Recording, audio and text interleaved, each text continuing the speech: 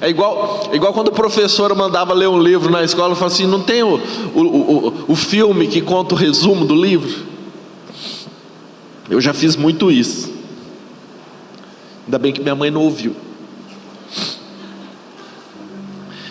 Queridos, mas vamos lá. Em Atos capítulo 2, versículo 17, está escrito que: e acontecerá que nos últimos dias, diz o Senhor, eu derramarei do meu espírito sobre toda a terra. Os vossos filhos profetizarão, vossos velhos sonharão, derramarei do espírito sobre toda a carne. Eu creio que esses dias estão muito próximos de acontecer, ou já estão acontecendo, porque nós estamos vivendo um mover profético igual, assim, eu tenho 48 anos completado hoje, fui crente a vida inteira, e nunca vi um mover profético tão intenso, igual tem acontecido nos dias de hoje. E talvez você desfrute desse mesmo pensamento. Agora, estamos vivendo os últimos dias, e se não fosse simplesmente a percepção profética, nós temos muitos fatos acontecendo, fatos políticos, fatos geológicos, acontecimentos na natureza, profecias se cumprindo. Tem todo um pano de fundo que nos leva a esse raciocínio muito lógico, né? O Lucas, meu irmão, ele fala um negócio: o cara que é ateu, ou ele é burro, ou ele é ignorante. Por quê? Porque antes de Jesus vir, existia várias profecias, várias e várias centenas de profecias que falavam a respeito de Jesus, que falavam a respeito dos 70 anos de cativeiro na Babilônia, muitas profecias bíblicas que já se cumpriram. Então como é que a gente vai negar aquilo que aconteceu, né? Então, e talvez o cara é ateu porque ele não saiba disso, ele não saiba que tinham palavras proféticas que antecediam Jesus e que antecediam um monte de coisa. Enfim, tudo se cumpriu. A Bíblia, ela é exata, ela é perfeita. Passará os céus e a terra, mas a palavra de Deus não vai passar. E tudo que aconteceu, tudo que foi dito aconteceu, e aquilo que não aconteceu ainda vai acontecer. Quem crê, diga amém. Vai acontecer. A pergunta é quando?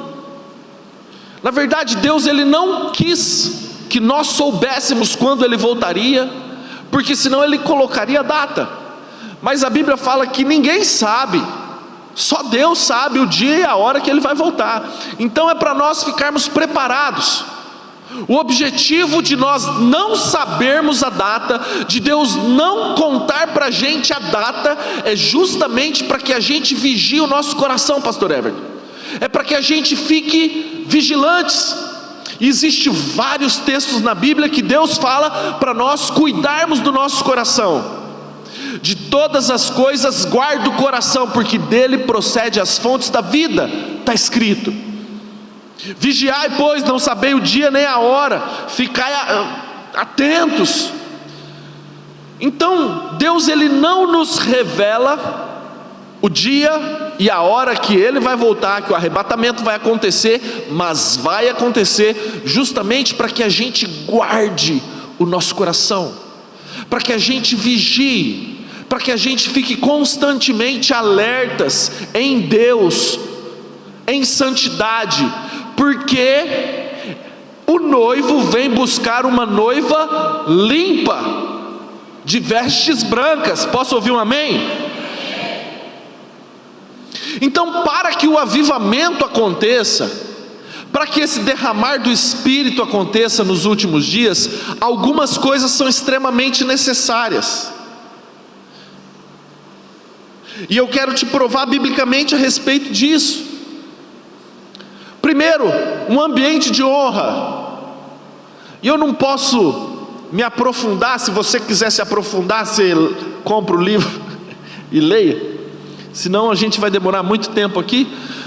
Mas é necessário um ambiente de honra. Quando Jesus ele foi pregar em Nazaré, a Bíblia fala que ele não pôde realizar ali milagres, se não curar alguns enfermos. O próprio Deus ele não pôde.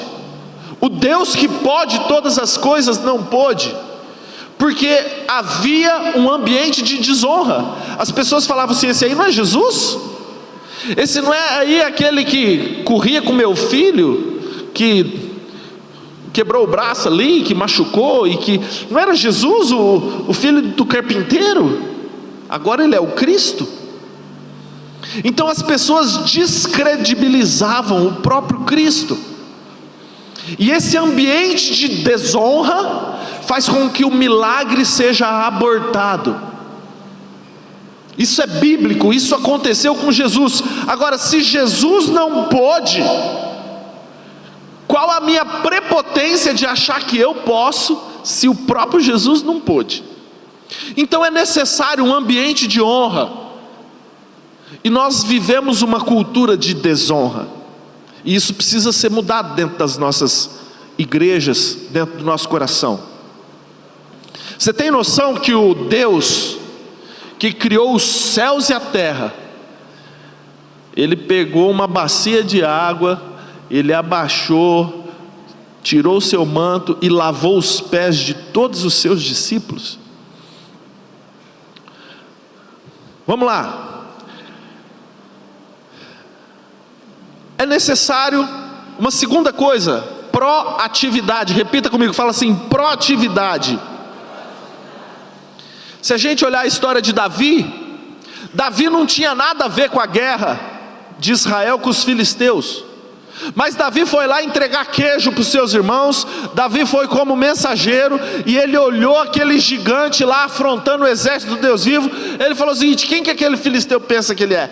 Eu vou lá e vou matar aquele cara, aquele filisteu incircunciso. Ele não tinha nada a ver com a paçoca.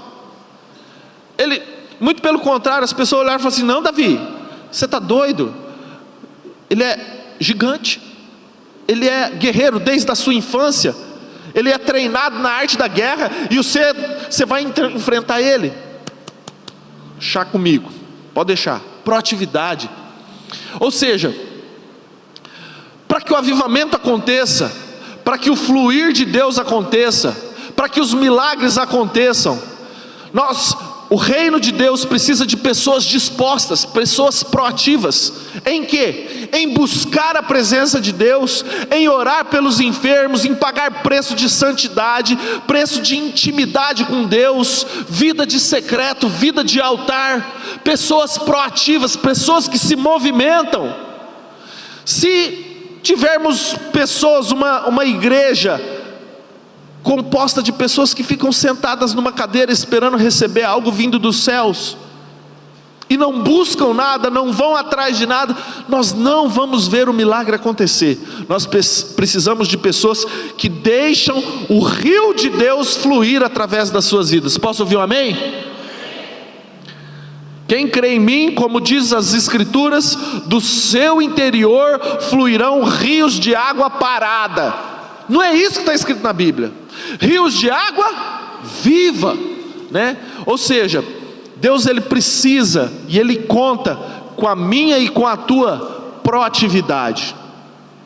Só quis dar uma pincelada nesses dois tópicos, mas agora eu quero adentrar um pouquinho e falar um pouco mais específico a respeito de um coração domado. Para que Deus se manifeste de maneira poderosa na tua vida, na nossa geração, na minha vida, nós precisamos ter um coração domado. Olha para o teu irmão do lado e fala assim: coração domado. Grava isso. Coração domado. Isso é muito difícil. Vou repetir, isso é muito difícil. Para isso eu vou contar uma historinha. História não, um fato. Eu fui na África, tive o prazer de ir lá. E existe uma cultura que é completamente diferente da nossa cultura. Lá na África, os homens não trabalham. É esquisito. As mulheres pegam um feixe de lenha, põem na cabeça e vai andando e carregando aqueles feixes de lenha. E o homem vai do lado da mulher, e a mulher carregando o feixe de lenha, e ele lá assim, ó, de mão banando. Cara, me dá uma angústia, um trem esquisito. A mulher pega a enxada, vai para a roça e carpe, e o homem fica sentado. Na hora do almoço, faz lá a chima, né, a polenta de milho lá, e o homem come primeiro. Se sobrar, a mulher come, e se sobrar, as crianças comem. Gente, vai dando uma indignação, vai dando um trem ruim.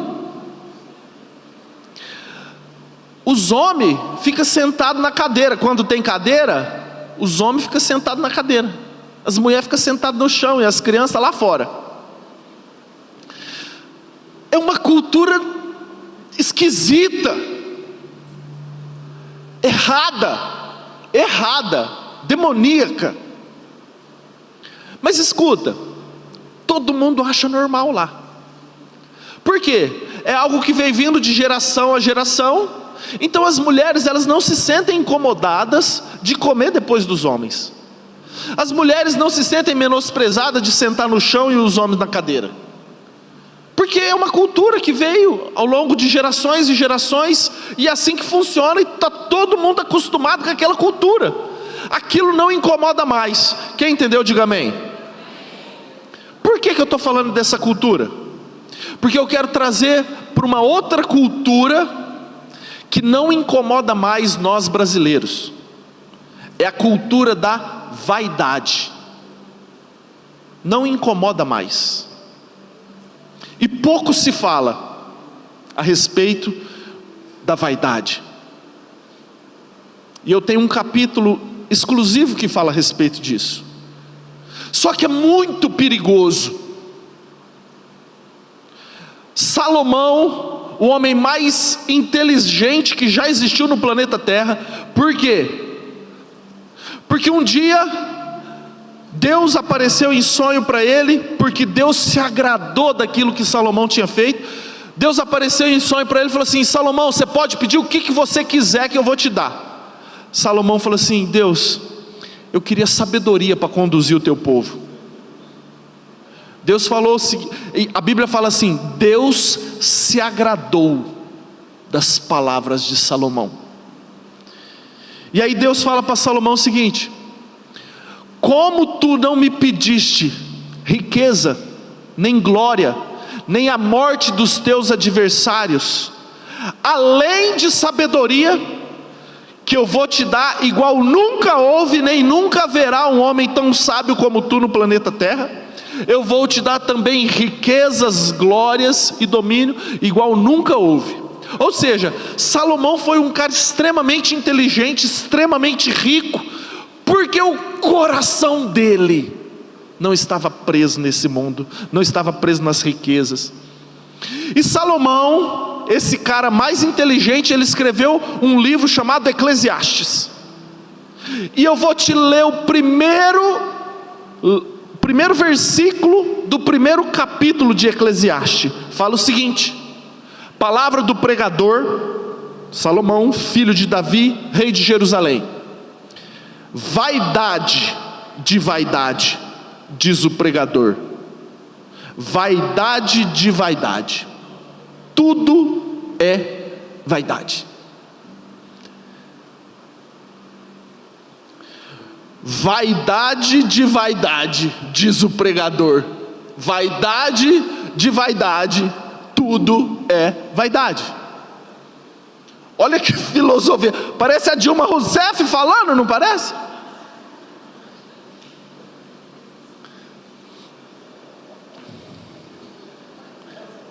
Agora, ô Everton, disfarça aí, Everton.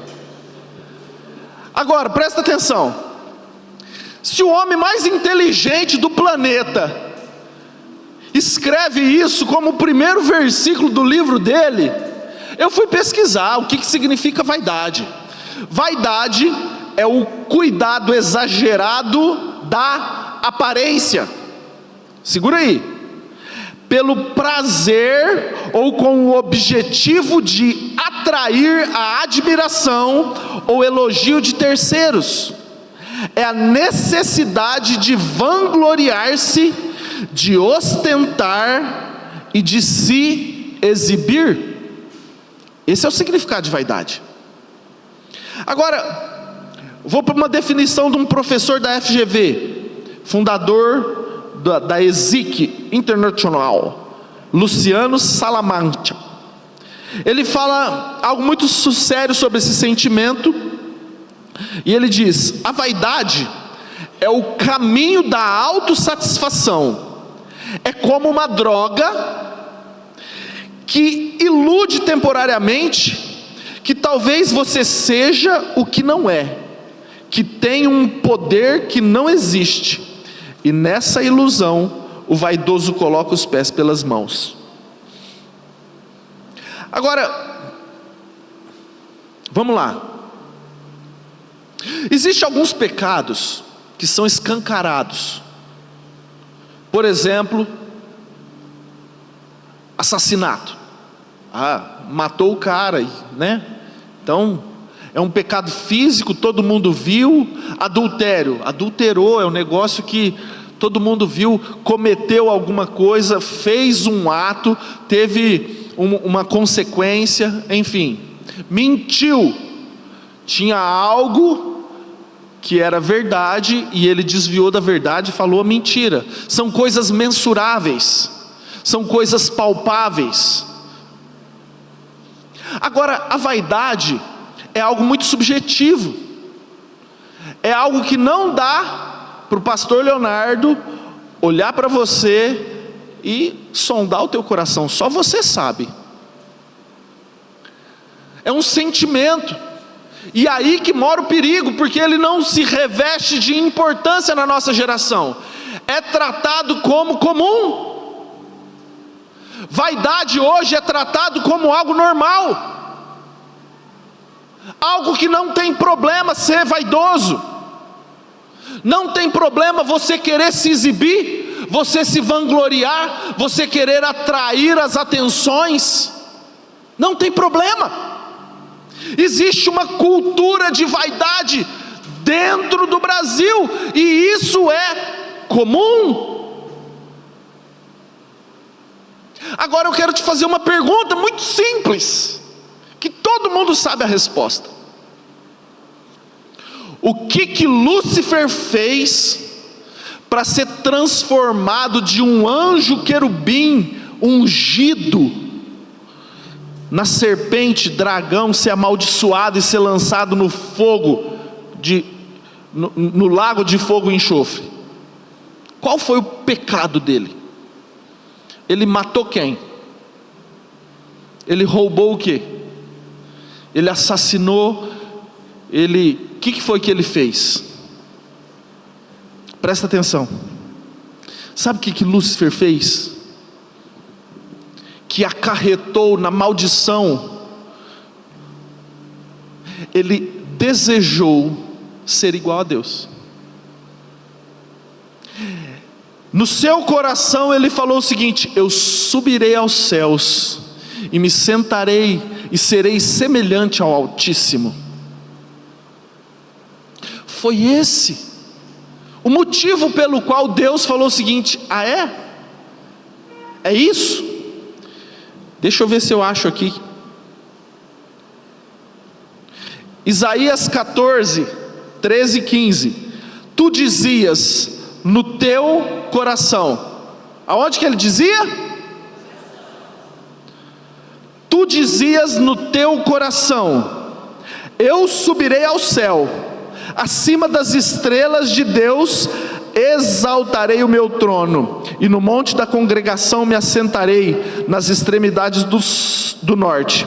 Subirei acima das mais altas nuvens, e serei semelhante ao Altíssimo. Foi isso. Ele desejou no coração ser exaltado, ser semelhante ao Altíssimo. Você percebe que a vaidade entrou no coração de Lúcifer, o orgulho entrou no coração de Lúcifer, e esse é o pecado que um querubim ungido, responsável pelo louvor e adoração, que habitava nos céus, que assistia na sala do trono de Deus, esse foi o motivo para que ele fosse amaldiçoado e se transformasse em Satanás, levasse consigo 1/3 da população dos anjos, que se transformaram nos demônios.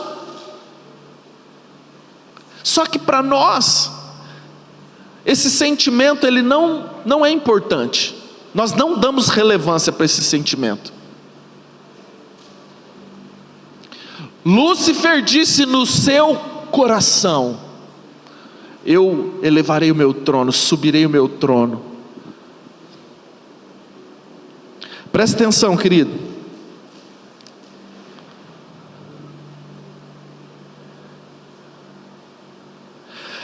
Nós vivemos dias diferentes. A nossa geração possui ferramentas e oportunidades que nos estimulam, que nos facilitam o desenvolvimento desse sentimento que é viciante. O culto à beleza, a valorização exagerada da aparência, a cultura do egocentrismo estão sendo disseminadas de maneira assim, cavalar na nossa geração.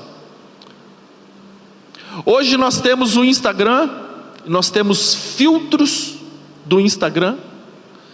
Qual que é o objetivo do filtro do Instagram?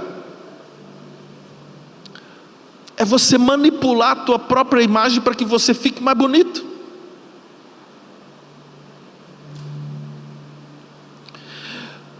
O Instagram, ele tem algoritmos. Quanto mais visualizações, quanto mais a tua foto, o teu perfil é exibido, maior a tua remuneração. Tem gente que ganha dinheiro com isso. Maior é a tua visibilidade. Ou seja, nós temos ferramentas que estimulam que nós nos autopromovemos, nos autoexibimos. Nós queremos chamar a atenção para nós queremos que o nosso nome seja propagado, nós queremos que a nossa imagem seja propagada. Quanto mais likes, melhor. Quanto mais visualizações, melhor.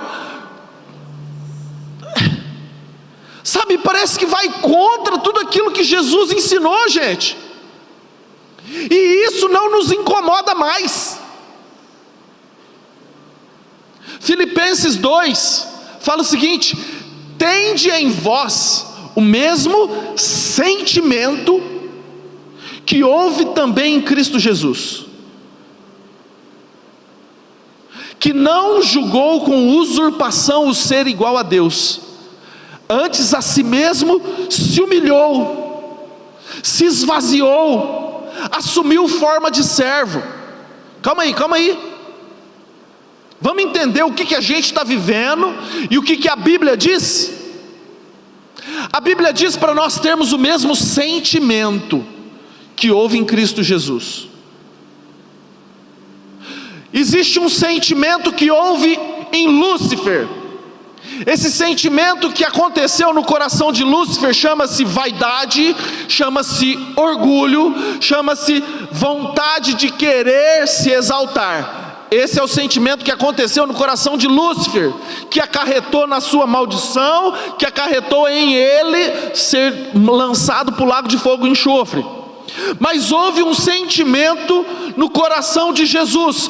Qual sentimento foi esse? Mesmo ele sendo Deus, mesmo ele sendo todo poderoso, criador dos céus e da terra, sabe o que ele fez? Ele se humilhou. Ele lavou os pés dos discípulos. Ele nasceu numa manjedoura. Ele não veio como rei. Ele veio como um carpinteiro, Ele veio como homem, o Deus reconhecido em figura humana. Só que a cultura do Brasil hoje é o seguinte: quanto mais nós nos autopromovermos, melhor. Quanto mais nós nos exaltarmos, melhor. E essa cultura, assim como a cultura africana é algo terrível, é uma cultura terrível que está acontecendo nos nossos dias e nós não estamos percebendo. Presta atenção, meu pai fala a respeito do sapo, né? O sapo é um animal pecilotérmico que, se você pega ele, ele se adapta à temperatura ambiente. E se você colocar o sapo numa água fria e devagarzinho você vai aquecendo a água, ele vai se adaptando àquela temperatura até que ele morre cozido e não percebe. Eu não sei se é verdade, nunca cozinhei um sapo, nem vou cozinhar. Eu já tirei uma tilápia para fora d'água, mas a igreja ficou doida, né? Mas enfim, isso tem acontecido conosco. Nós aos poucos estamos nos acostumando com uma cultura que nos afasta daquilo que Deus preconizou para cada um de nós, como coração. Eu estou falando de coração, gente. Eu estou falando de intenção de coração. Presta atenção. Eu não sou contra o fato de uma pessoa ser conhecida internacionalmente, porque parece que eu estou indo contra o fato de uma pessoa ser conhecida, ser uma pessoa popular. Não é isso. O âmago da questão não é esse. Jesus, ele se tornou conhecido mundialmente, mas o coração dele permaneceu humilde. Eu estou falando a respeito de coração, eu estou falando a respeito de egocentrismo, eu estou falando a respeito de vaidade. Eu estou falando a respeito de intenção do coração. E isso tem uma relevância muito grande para Deus. A intenção do teu coração. O que te motiva a fazer o que você faz na tua vida? Qual a intenção do teu coração em fazer o que você faz? Vamos lá. Eu preciso caminhar aqui, senão...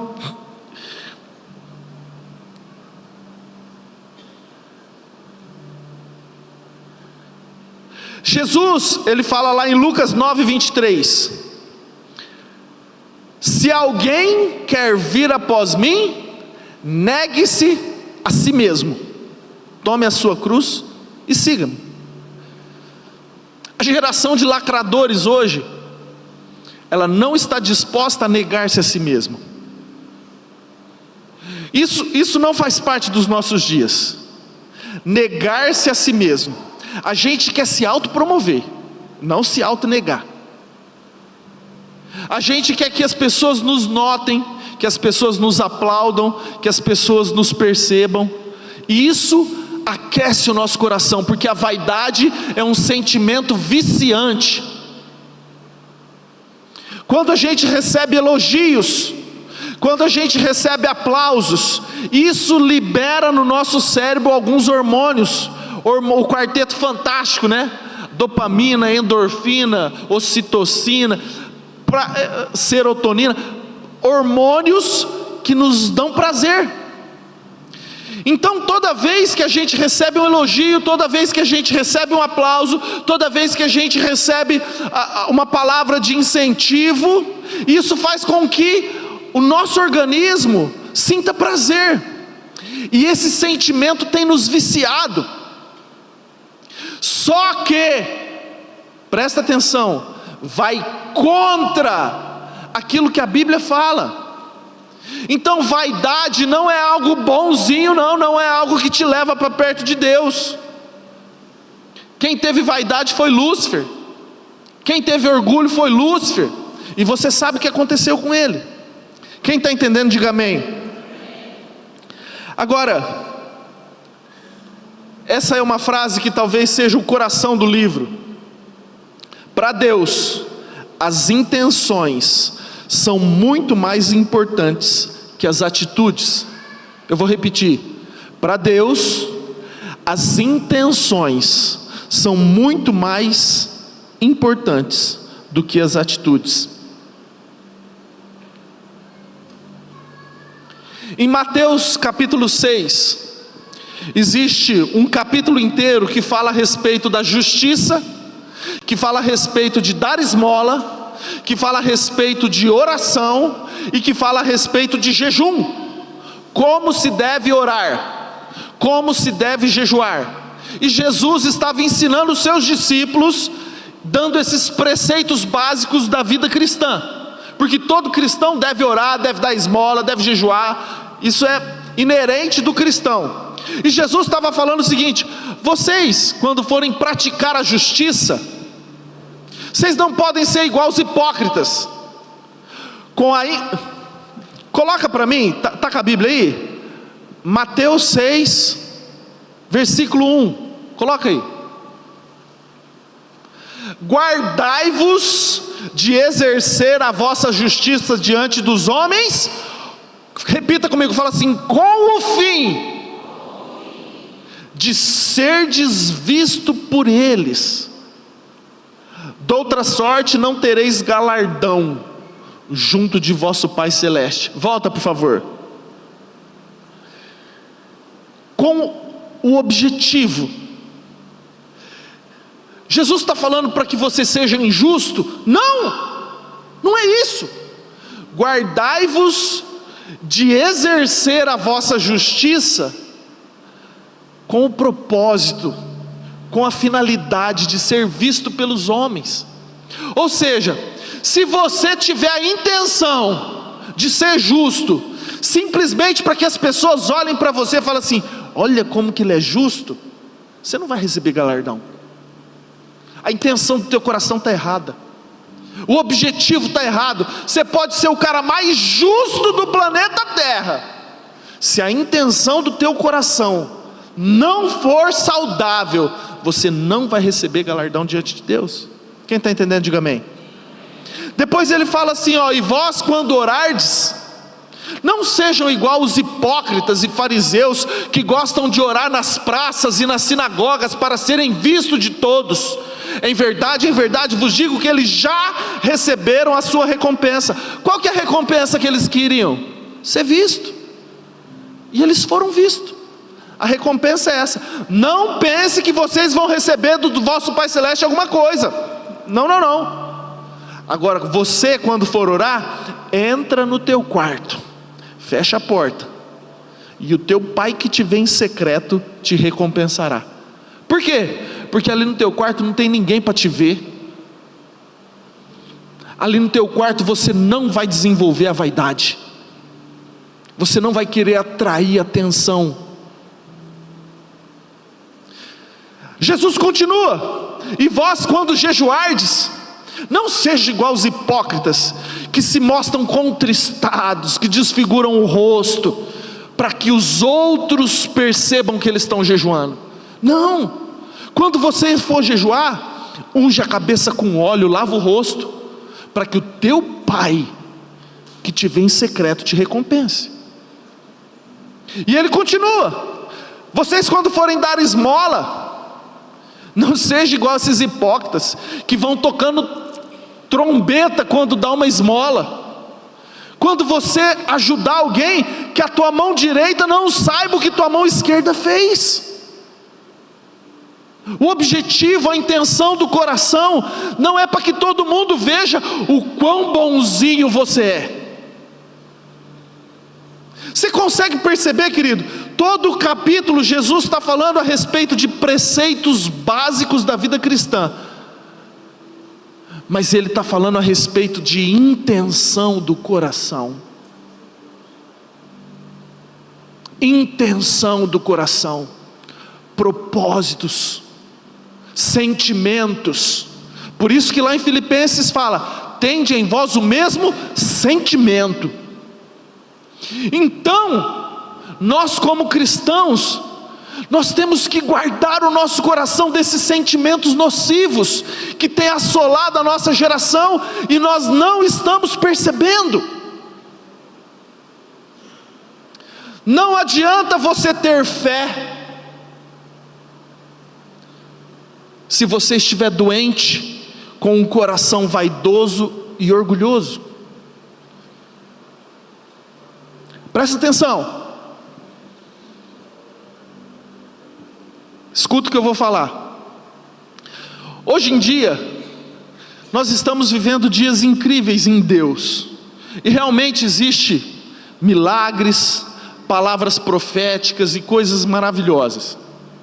Agora, eu sei que você já viu pessoas expressando a manifestação do Espírito Santo no seu corpo.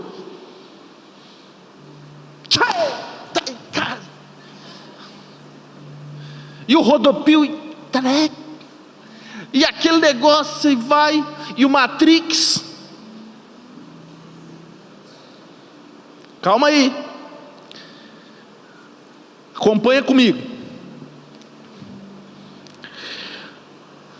Eu não sou contra a manifestação do Espírito Santo de maneira livre. Se Deus entrou na tua vida e você quiser sair correndo aqui, você pode sair correndo. Se você quiser pular, gritar, dar peixinho, igual o pastor Everton dá peixinho quando ele prega. Tá certo que foi sem querer, mas ele estava ali assim, ó, trupicou e foi. Tem gravado. Eu não sou contra, porque a Bíblia fala: onde há o Espírito do Senhor, aí há liberdade. Então tudo bem, se você quiser chorar, você chora, se você quiser gritar, você grita, tá tudo bem, não sou contra. Porém, o problema é quando a gente faz isso para chamar a atenção. E eu vou te fazer uma pergunta. Você acha que se essa pessoa que está ali desviando de bala no Matrix Gospel, no ventiladorzinho de Jesus, no sapatinho de fogo, você acha que ela se porta da mesma maneira lá no quarto dela? Será que ela tem exatamente a mesma atitude, o mesmo desempenho lá dentro do quarto dela?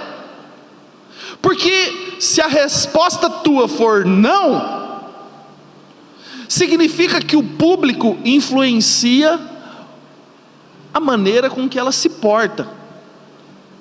Quem está comigo, quem está nesse raciocínio aí, está fazendo sentido para alguém? Diga amém. Se a pessoa, se ela não faz exatamente a mesma performance no quarto dela, Deus não está no quarto dela? Será que Deus não está lá? Porque Deus é onipresente. Eis que estou convosco todos os dias até a consumação do século. Ele é a nossa sombra, a nossa direita. Ele está conosco em todos os lugares, sim ou não? Mas por que na igreja o cara desvia de bala, o cara rodopia, o cara vira planta bananeira, e lá no quarto dele não? Isso significa que o público, que as pessoas influenciam a performance. Isso significa que a performance não é para Deus, é para que os outros vejam. E é uma cultura extremamente comum nas nossas igrejas hoje. Fala misericórdia. Você está conseguindo entender, queridos? Deixa eu te falar. Algo bíblico então para você entender o âmago da questão. Moisés, homem santo, homem de Deus, separado, escolhido, ele subiu no monte, 40 dias de jejum. É difícil, gente, é difícil ficar 40 dias de jejum. O homem tinha 80 anos de idade, no cume do monte, 40 dias de jejum, falando com Deus. Deus deu a tábua, deu os 10 mandamentos para ele. Ele voltou do monte. A Bíblia fala que a face dele resplandecia a glória de Deus, brilhava. E aí, ele não sabia, presta atenção, ele nem sabia que a face dele brilhava. E aí avisaram para ele, falaram assim: Moisés, tua face está resplandecente. E aí ele colocou um véu na face, para que as pessoas não ficassem incomodadas com o brilho da glória de Deus. Ele estava pensando na proteção, no cuidado com as pessoas, porque a face dele estava resplandecendo a glória de Deus. Até aí tudo bem, amém? Agora, deixa eu ver, 2 Coríntios 3,13, por gentileza.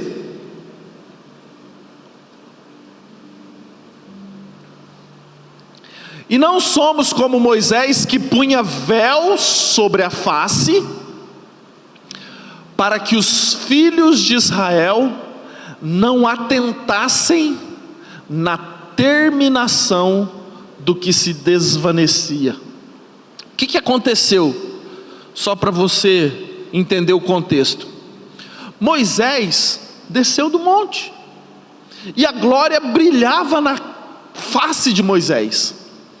Brilhou um dia, 2 dias, 3, e eu não sei depois de quantos dias, aquele brilho se apagou. E sabe o que Moisés fazia? Colocava o véu, para esconder dos israelitas que o brilho e que a glória de Deus já tinha ido embora. Ou seja, a mesma atitude, o mesmo véu. Esse véu ele foi usado para tampar a glória de Deus, pensando com a intenção correta no primeiro momento. Mas depois Moisés falou o seguinte: eu preciso que as pessoas ainda achem que eu estou com a glória de Deus. Eu preciso disfarçar. As pessoas precisam olhar para mim e precisam achar que eu estou cheio do poder de Deus. Então eu vou usar o mesmo mecanismo, eu vou usar o mesmo véu que eu usei quando eu desci do monte, porque as pessoas vão achar que eu estou cheio do poder de Deus. Acompanhe o raciocínio comigo. Às vezes você teve um encontro verdadeiro e genuíno com Deus, e nesse encontro você ergueu as mãos, você fechou os olhos com todo o teu coração, e você tinha a intenção correta de adorar Ele, e de repente você se prostrou, e você colocou a boca no pó, com a intenção de adorá-lo genuinamente, verdadeiramente, com todo o coração, e isso é lindo.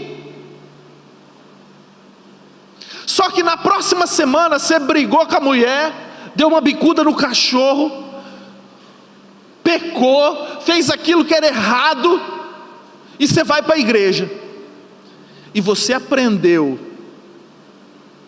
que quando você estava na presença de Deus, assim como Moisés que colocou o véu, você aprendeu a ferramenta, a estratégia, o mecanismo, e aí você repete exatamente, ergue as mãos, fecha os olhos, enruga a testa, põe a boca no pó, e tua cabeça está assim: a hora que eu chegar em casa, eu vou descascar minha mulher. E executando aquilo que você aprendeu quando você teve a manifestação da glória de Deus.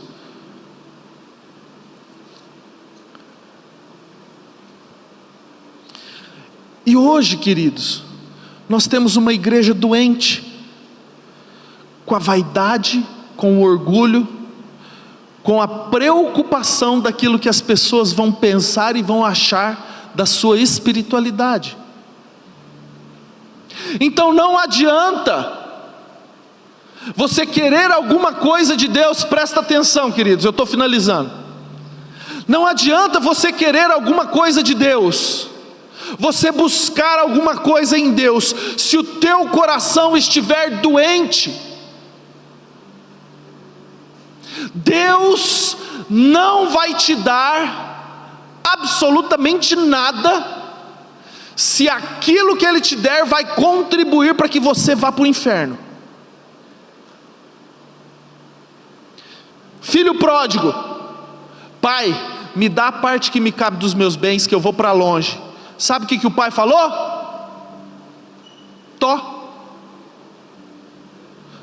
O pai, ele não pediu para o filho ficar. Você quer ir para longe? A herança, pode ir para longe. É esse o desejo do teu coração? Livre arbítrio. Você quer ir para longe? A herança. E aí o que o filho fez? Pegou a herança e foi para longe. E nós fazemos muito isso.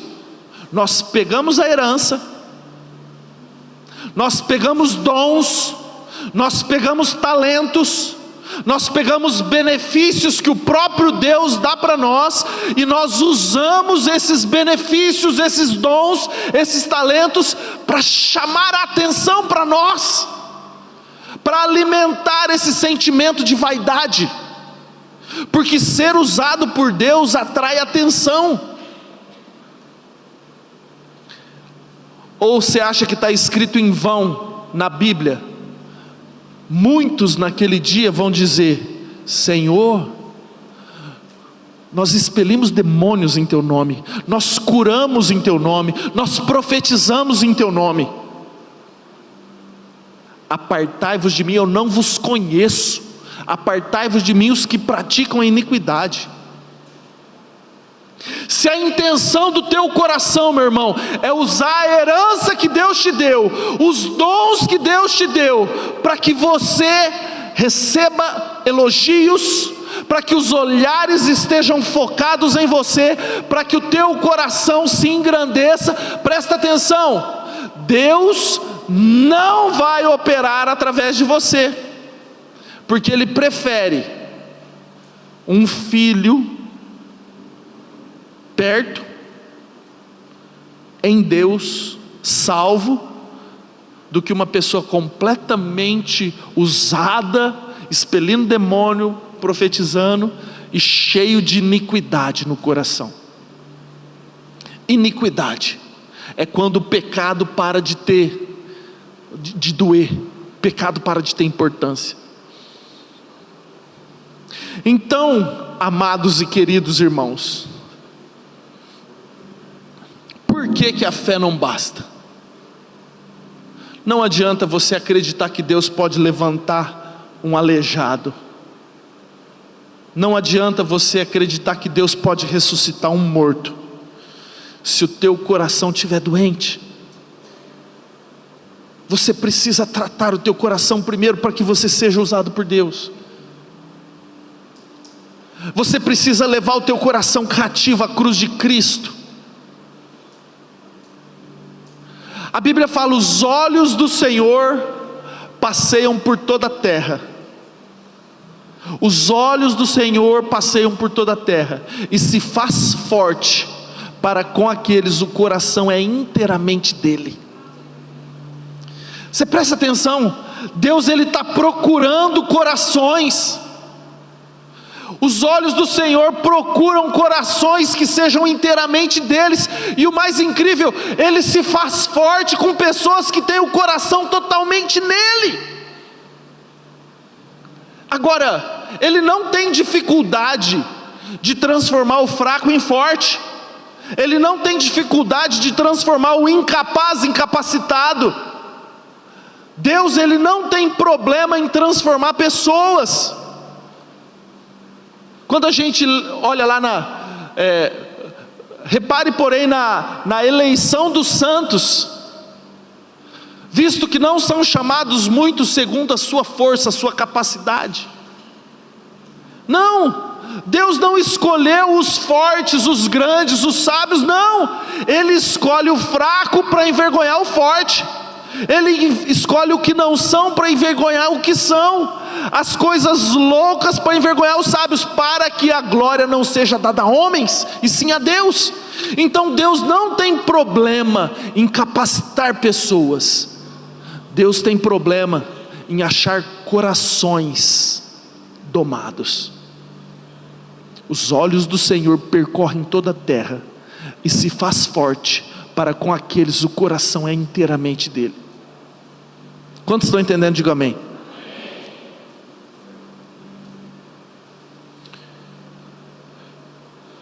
Como está o teu coração?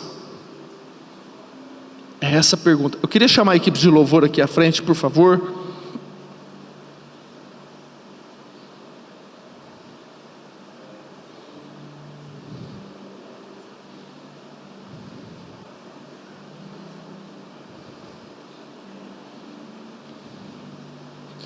Tem muita coisa.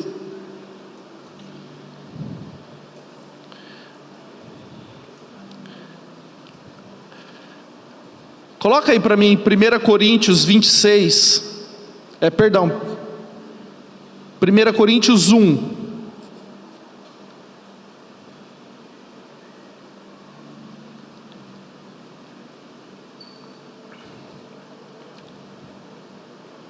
De 26 a 29.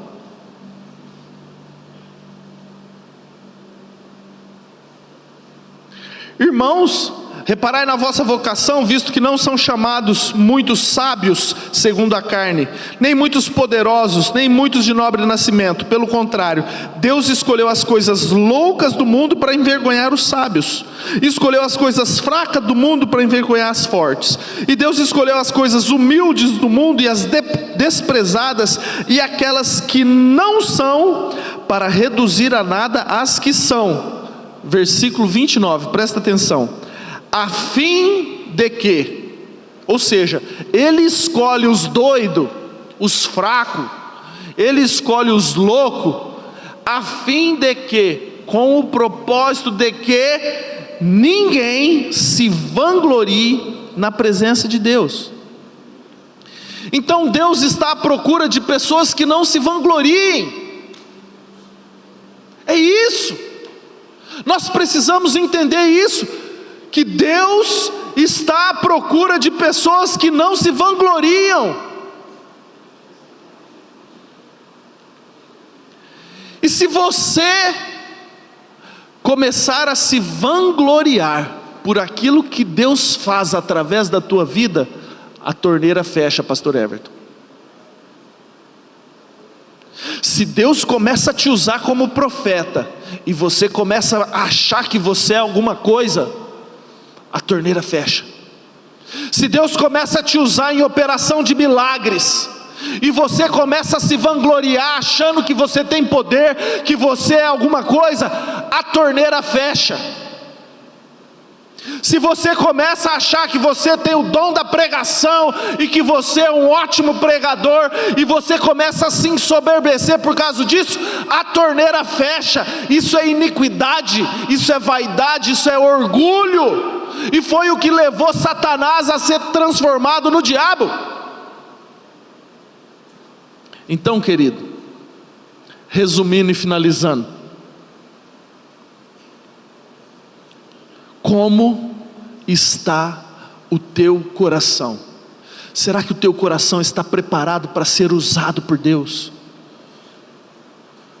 Será que, se você orar por um aleijado, e esse aleijado se levantar, será que você não vai querer tirar o celular, tirar um selfie, e ver e filmar, e colocar nas redes sociais, para que o nome de Deus seja exaltado?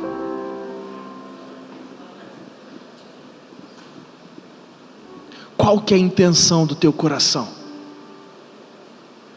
Meu Deus, eu sou um instrumento de Deus, Eu sou um servo de Deus, um vice-querubim, suplente da Trindade.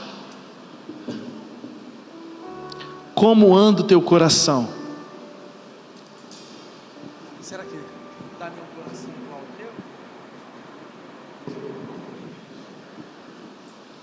Fique em pé, por gentileza.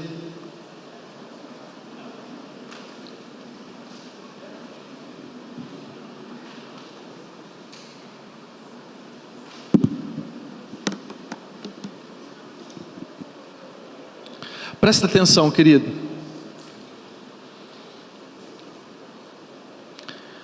Eu tenho meditado nessa palavra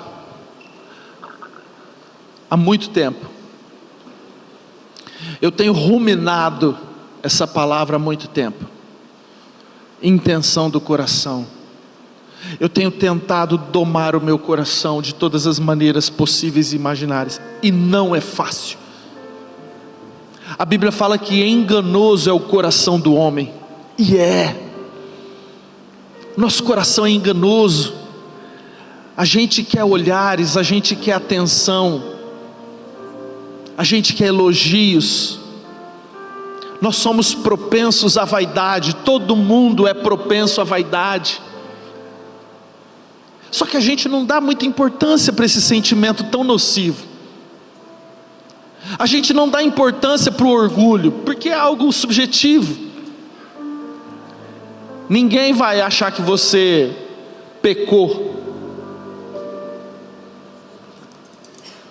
Mas você percebe a seriedade que Deus trata um sentimento, a ponto de amaldiçoar um querubim?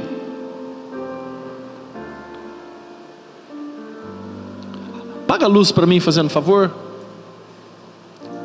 Eu queria que você fechasse os seus olhos e que você fizesse uma autorreflexão. Qual a intenção do teu coração? Quais os véus que você tem colocado na tua vida cristã para que os olhares sejam atraídos para você?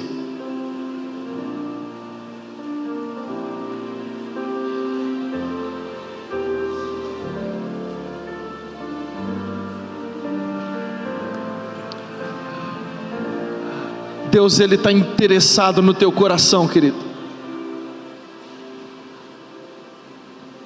Deus, Ele está interessado no teu coração. Deus, Ele está procurando corações quebrantados, corações humildes. Pessoas que não querem pegar a glória para si mesmo. Pessoas que não estão preocupadas em estar mostrando o seu serviço, mostrando os seus talentos, mostrando os seus dons, porque tudo vem dEle, tudo é para Ele. Pessoas que não querem roubar a glória de um milagre que aconteceu. Pessoas que não querem a glória para si mesmo, de uma pregação que deu, de uma palavra que entregou. Deus está à procura de corações humildes. Deus está à procura de corações quebrantados. A palavra de Deus fala que um coração quebrantado e contrito Deus não despreza. Como anda o teu coração? Será que você não tem se adaptado a essa cultura de vaidade que existe na nossa geração? Como anda o teu coração?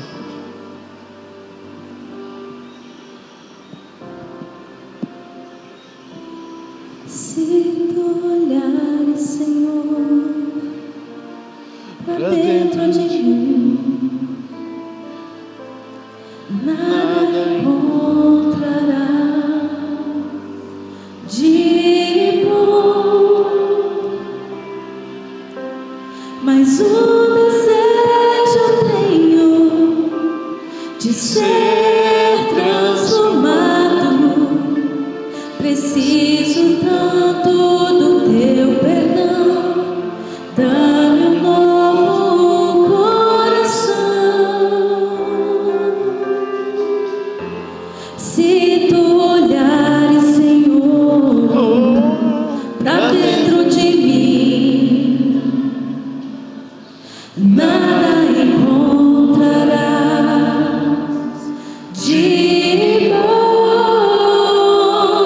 Mas um desejo eu tenho, mas um desejo eu tenho, de ser transformado. de ser transformado. Preciso tanto do teu perdão. Dá-me um coração, Um novo coração. dá-me um coração igual ao teu. Um coração igual ao teu, meu mestre. Dá-me um coração igual ao teu, coração disposto A obedecer, cumprir todo o teu querer. Dá-me um coração igual ao Dá-me um coração igual ao teu. Faça dessa música uma oração. Fala: Deus, me dá um coração igual ao teu. Dá-me um coração igual ao teu, Deus. Coração disposto A obedecer, cumprir todo o teu querer. Dá-me um coração igual ao teu. Ensina-me a amar o meu irmão, A olhar com os teus olhos, perdoar com teu perdão. Enche-me com teu Espírito, endireita os meus caminhos. Oh Deus, dá-me um novo coração. Enche-me com teu Espírito, endireita os meus caminhos. Oh Deus, dá-me um novo coração. Dá-me um coração igual ao teu, meu mestre. Dá-me um coração igual ao teu, coração disposto a obedecer, cumprir todo o teu querer. Dá-me um coração igual ao teu. Aleluia. Glória a Deus. Glória a Deus. Que essa seja a tua oração, querido. Que essa seja, assim, a vontade, o desejo do teu coração, de ter um coração igual ao dele. Que você possa começar a cuidar do teu coração, a vigiar os teus sentimentos, muito mais do que as suas ações, os seus sentimentos. Que você comece a se policiar e a fazer aquilo, tudo que você fizer para agradar o coração de Deus. Aquela música que eu compus, que nós cantamos hoje, eu não sabia que eles iam cantar hoje, né? Mas ela fala: eu quero ser o motivo da tua alegria. E é justamente isso que eu tenho orado para Deus, sabe? Deus, eu quero ser o motivo da tua alegria. Eu quero que o Senhor olhe para o meu coração e o Senhor fique feliz. Eu quero que o Senhor olhe para o meu coração. Tem um versículo na Bíblia que me atrai demais. Fala o seguinte: vós sois para Deus o bom perfume de Cristo. Sabe, A minha vontade é que Deus olhe para mim e sinta o cheiro de Jesus em mim. E não é fácil, gente, parecer com Jesus, sentir o que Jesus sentiu, não é fácil. Mas esse é o meu desafio, e eu tenho lutado, eu tenho tentado caminhar nesse sentido, de ser para Deus o bom perfume de Cristo. Que Deus chegue perto de mim, Ele cheira Jesus, é o aroma de Jesus. Sabe, que o nosso coração possa exalar o bom perfume de Cristo, que Deus aspire de nós o bom perfume de Cristo, que os nossos sentimentos, que o nosso coração exale aquilo que o coração de Jesus exala para Deus. Que você saia daqui com esse desafio, que você saia dessa noite com essa sementinha no coração, de começar a exalar do teu coração o bom perfume de Cristo. Posso ouvir um amém? Amém. Glória a Deus. Pode sentar. Acenda a luz, por favor.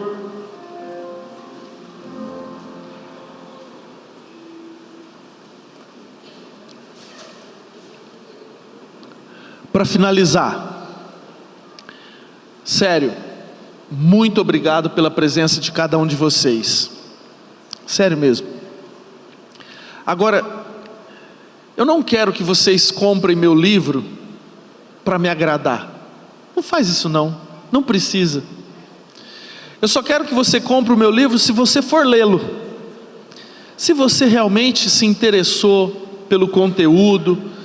É claro que eu não pude colocar tudo que está escrito, é todo um livro.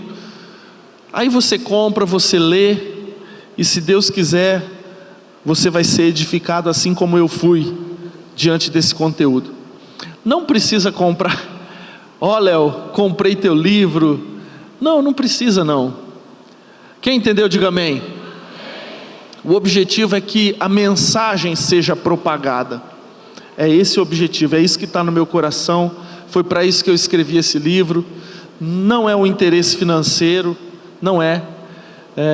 Enfim, Deus conhece a intenção do meu coração. É sobre isso o livro, é sobre a intenção do coração. Amém? Apóstola Márcia, quer falar alguma coisa? Tem recado? Eles adoram recado, Rafael. Essa é a capa do meu livro? Não é o recado. Vem, apóstola. Olha lá. Esse do meio aí é mais ou menos. Os outros dois são top. Pastor Mike Lima, lá de onde que ele é mesmo? Do Mato Grosso. Que cidade que é? Sinop? Alta Floresta. Pastor Elvis Presley. Ele é o discípulo do Cláudio Duarte. E é uma bênção, vai estar conosco. E esse Ailson,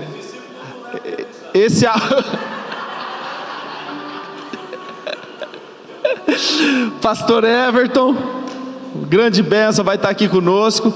Rede de casais, vai ser 22, 23 e 24. Sexta-feira começa às 19h30. Você não pode faltar. Posso ouvir um amém?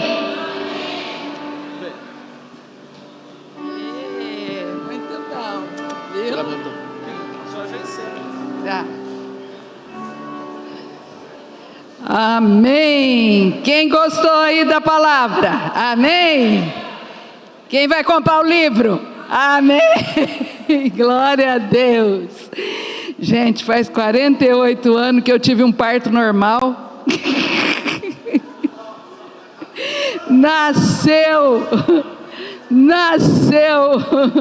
um rapaz, um menino bonito.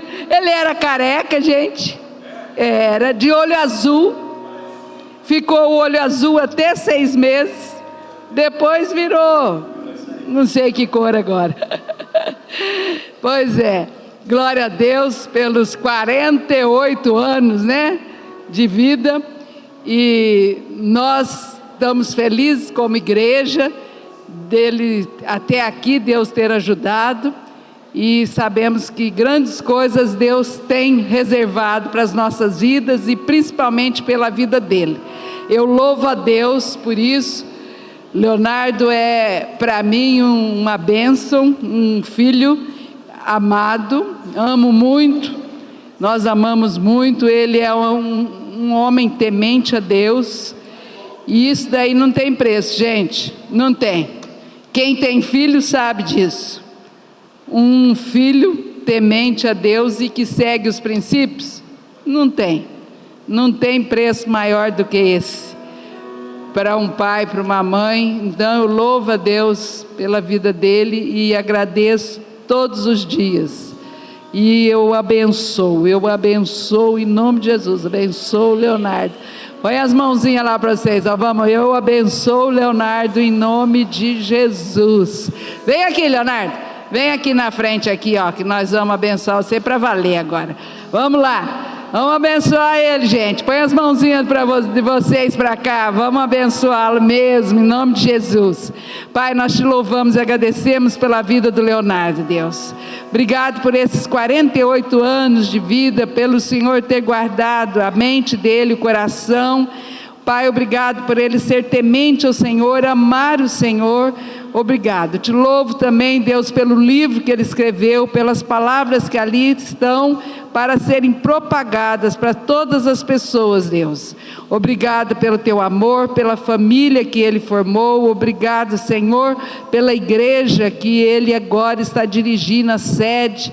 Nós te louvamos por isso, te engrandecemos e o abençoamos com bênçãos, Senhor, na saúde, bênçãos físicas, bênçãos emocionais, espirituais. Nós te louvamos por tudo e te agradecemos, dando louvores ao Senhor com palmas. Aleluia. Amém. Glória a Deus. Aleluia. Nós temos um presentinho que nós vamos dar para ele, que é da igreja, do presbitério, tá bom? Então você vai receber. E nós vamos comer o quê?